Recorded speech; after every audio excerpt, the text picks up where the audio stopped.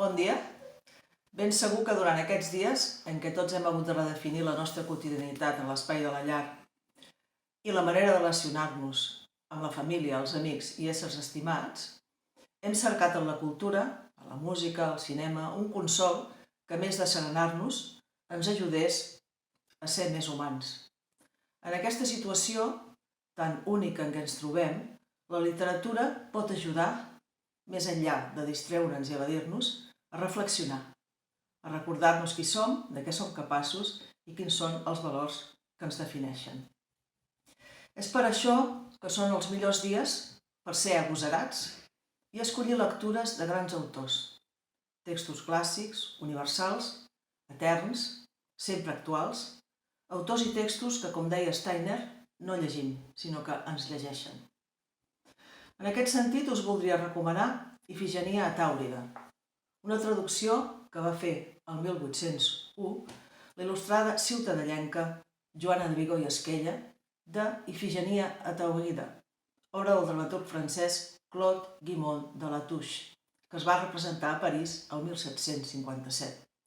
Es tracta d'una versió homònima de la tragèdia d'Eurípides, homònima pel nom, editada el 2019 per l'Institut Menorquí d'Estudis, la Universitat de les Illes Balears i les publicacions de l'Abadia Montserrat a la Biblioteca Mariana Aguiló, a cura de Josefina Salort i de mi mateixa.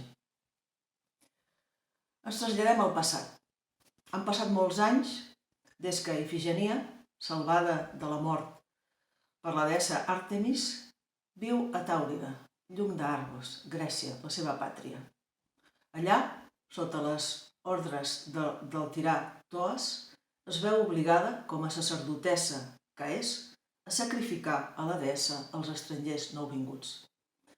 Aquella jove donzella, disposada a ser immolada pel seu propi pare a favor de la pàtria, és, al cap dels anys, una dona madura, desencisada i crítica amb els rituals que està obligada a complir. Però un dia, Orestes, el germà que ell creia mort, arriba a Tàurida amb el seu amic Pílades. Després d'haver assassinat la mare Clitemnestra i perseguit pels remordiments fins la bogeria, Apol·lo li havia ordenat, a canvi del perdó, robar l'estàtua de fusta d'Àrtemis custodiada a Tàurida i portar-la a Grècia. Un cop allà, Orestes i Pílades són apressats i conduïts davant d'Ifigenia a fi de ser sacrificats, però finalment els germans es reconeixen i poden tornar plegats a Argos. El final és feliç, ja que la catarsi desitjada arriba amb l'anagnòlisi, el reconeixement mutu dels dos germans, magistralment retardat, i que arriba just abans del fratricidi i el salva. El dramaturg francès Guimond de Latouche escriu la seva versió d'Eurípides en alexandrins i fa alguns canvis a l'acció que obeeixen al manteniment de les unitats i, sobretot, a la versemblança exigida a la tragèdia neoclàssica, que esdevenen alhora l'entramat damunt del qual es sustenten les actituds i els sentiments d'uns personatges que, lluitant contra l'immobilisme, esdevenen defensors de les noves idees dels filòsofs il·lustrats ben properes a les nostres.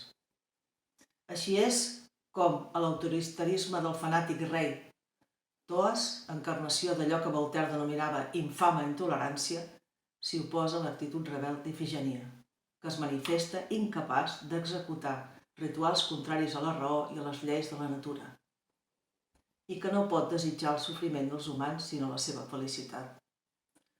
Tot potenciant els valors que proposa Eurípides, aquesta és una Ifigenia altament sensible, que a més de sentir-se commoguda per la trobada amb els dos joves estrangers, sense saber qui són, els vol salvar.